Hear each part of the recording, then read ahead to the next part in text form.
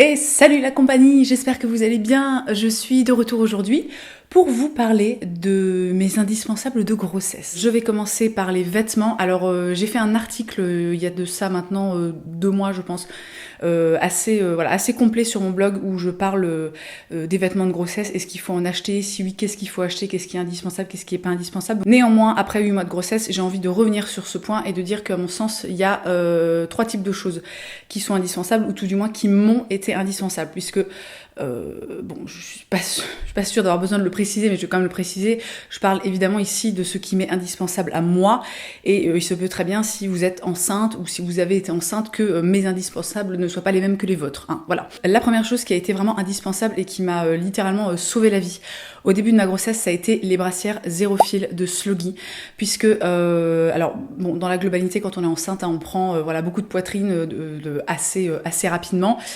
Et ça peut être pendant assez longtemps assez douloureux, voire très douloureux. Hein. Donc moi, je ne supportais absolument aucun soutien-gorge.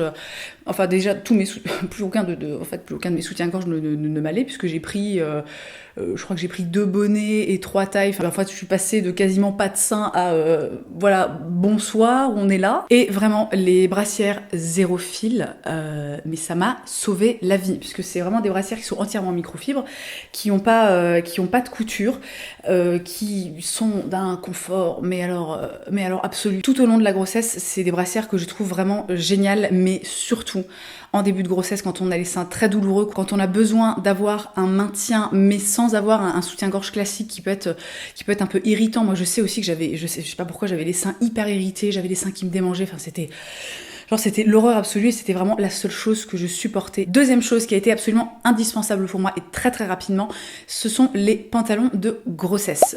Puisque donc moi c'est mon 2e enfant, donc au bout de 1 mois en fait je ne rentrais plus dans aucun de mes pantalons. Alors évidemment pour un premier enfant, en règle générale ça prend plus de temps. Et ça je crois vraiment les pantalons de grossesse que c'est le truc dont on peut pas se passer. Alors après t'as des systèmes, des espèces d'élargisseurs de pantalons, tu peux faire des espèces de petits do-it-yourself de pantalons comme ça avec un élastique. Et enfin voilà, j'ai jamais fait, mais j'essaierai éventuellement de vous faire des tutos et de vous les mettre dans la barre d'infos. Mais c'est quand même pas un truc a priori que tu vas pouvoir utiliser pendant 9 mois. Premier conseil que j'ai envie de donner par rapport aux pantalons de grossesse, c'est ne les achetez pas neufs. Enfin, si vous avez envie de les acheter neufs, achetez-les neufs. Hein, c'est pas je suis pas en train de vous dire ce que vous devez faire. Mais un pantalon de grossesse, c'est quand même un truc qu'on va porter que quelques mois, même si on peut encore en avoir besoin après l'accouchement, on peut encore apprécier les porter, etc. C'est quand même un truc a priori qu'on va pas porter toute sa vie. Donc c'est des pièces qui sont assez onéreuses, même quand on va... Alors je connais pas les prix des Kiabi et les trucs comme ça, mais chez H&M c'est quand même 40 balles le jean. Et il faut savoir que des pantalons de grossesse, vous allez sur des sites comme Vinted, on vous les jette littéralement à la gueule. Moi j'en ai acheté 2 que j'ai payé respectivement 7 et 10 € et qui sont dans un état absolument nickel, qui sont absolument parfaits. J'en avais parlé sur Instagram. Moi, ce que je vous conseille, c'est éventuellement d'aller dans les enseignes, d'essayer les pantalons pour voir dans lesquels vous vous sentez les plus à l'aise et ensuite d'aller les acheter d'occasion parce que vraiment, je trouve que c'est un achat qui est indispensable, mais c'est un investissement en fait qui n'a pas besoin d'être aussi élevé. Et enfin, côté habillement, la dernière chose que je pensais pas indispensable, mais qui l'est totalement devenu, c'est les débardeurs de grossesse. Donc moi j'ai acheté un lot de 2 chez H&M, donc vraiment des débardeurs qui sont faits, qui sont très longs, qui sont plus longs à l'avant pour pouvoir en fait couvrir le ventre. Parce que, en fait, au bout d'un moment, sauf si t'achètes évidemment des vêtements spécial grossesse, au bout d'un moment, en fait, tu as constamment le bide à l'air et c'est insupportable. Donc moi, j'en ai 2. Je fais des roulements. Quand j'en ai un qui est sale, et ben je le lave et puis je mets celui qui est propre, etc. Enfin bon, je vais pas vous apprendre à gérer vos lessives non plus. A priori, vous avez pas besoin de moi. Et pour moi, c'est vraiment indispensable parce que ça fait partie de toutes ces pièces en fait qui me permettent de me sentir confortable.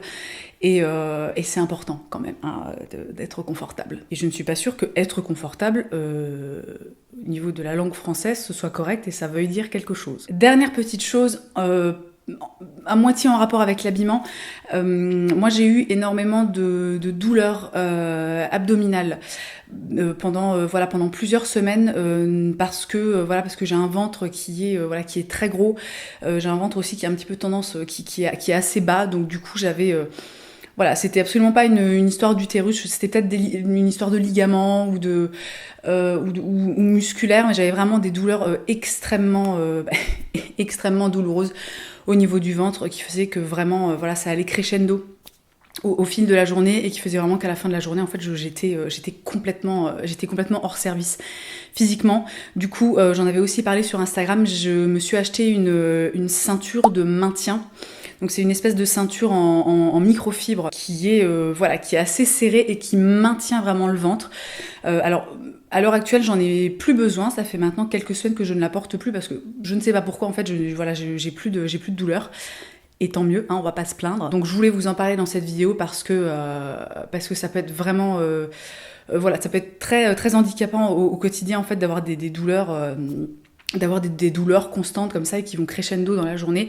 Et cette ceinture, vraiment, ça a été littéralement ma vie hein, pendant plusieurs semaines. Donc voilà pour tous les trucs d'habillement. Donc encore une fois, voilà, ce sont mes indispensables à moi. Je sais que, ne serait-ce qu'en fonction du métier qu'on fait, on peut avoir besoin d'investir dans plus de pièces de maternité, spécialement conçues pour les femmes enceintes, etc. Moi, en l'occurrence, j'ai continué à m'habiller avec des vêtements normaux. Donc, on laisse de côté maintenant les habits, la mode, etc. Un gros indispensable pour moi pendant ma grossesse, ça a été cette petite chose, enfin ça l'est toujours hein, d'ailleurs. Il s'agit de la Veg One qui est un complément alimentaire, c'est la B12 en fait, c'est la B12 de la marque Veg One, puisque voilà, vous le savez sûrement, je suis végétalienne, je continue à être végétalienne pendant ma grossesse, donc évidemment je continue à prendre ma B12. Donc ça c'est la B12 moi que je prends depuis toujours. Je l'aime bien et je l'aime d'autant plus qu'en fait c'est une B12 qui ne contient pas que de la B12 et qui est extrêmement riche, qui contient de la vitamine D3, de la B2, de la B6, de la B12 évidemment, de l'iode, du sélénium, alors ça je ne sais pas du tout ce que c'est. Et surtout qui contient de l'acide folique, autrement dit de la vitamine B9. Et donc vous savez peut-être que quand on est enceinte, les 3 premiers mois, si je ne dis pas de bêtises, il est très fortement conseillé en fait de se supplémenter en vitamine B9, en acide folique, puisque c'est lié au développement cérébral du fœtus, donc c'est vraiment une vitamine qui est extrêmement importante. Et quand j'ai appris que j'étais enceinte, au départ j'ai regardé un petit peu les compléments alimentaires spécial maman. Alors j'ai pas de nom comme ça qui me viennent à l'esprit, mais je pense que si vous êtes enceinte ou si vous l'avez été, vous voyez de quoi je parle. Et en fait, alors déjà il s'est avéré que j'avais rien trouvé, tout du moins en France, qui était vegan. À chaque fois il y avait de l'huile de poisson ou l'enrobage qui était en gélatine ou je sais pas quoi. C'était pas génial, mais si j'avais dû prendre ça, j'aurais pris ça, hein, voilà, tant pis.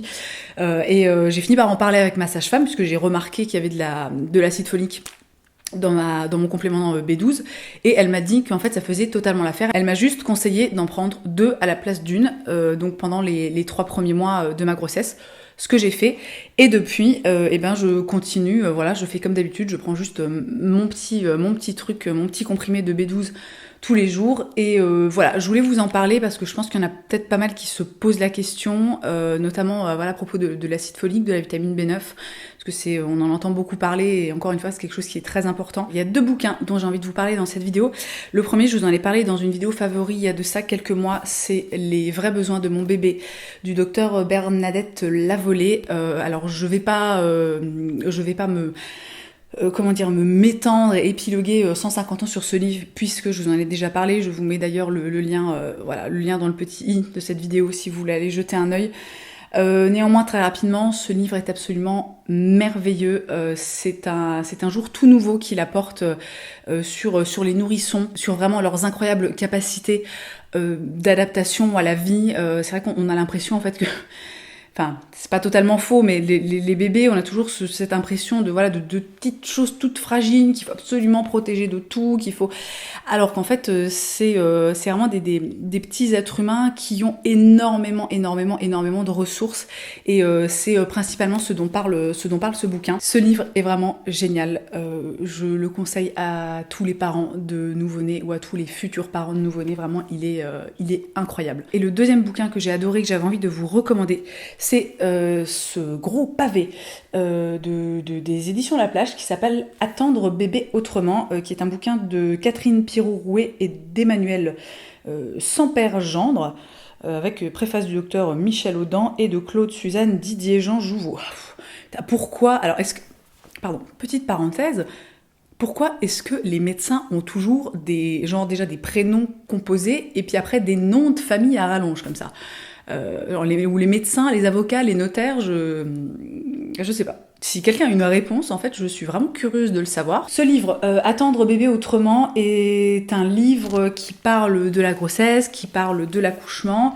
Est-ce que ça parle... Oui, ça parle aussi voilà, après l'accouchement, de la naissance, de l'allaitement, etc. C'est un bouquin que j'ai trouvé génial parce qu'il a une approche qui est quand même assez différente de l'approche, on va dire, globale de la grossesse. Hein. C'est pas pour rien en même temps qu'il s'appelle Attendre bébé autrement. C'est vraiment un bouquin que j'ai trouvé assez alternatif par rapport aux conseils et par rapport au discours ambiant concernant la grossesse, concernant l'accouchement, concernant plein de choses.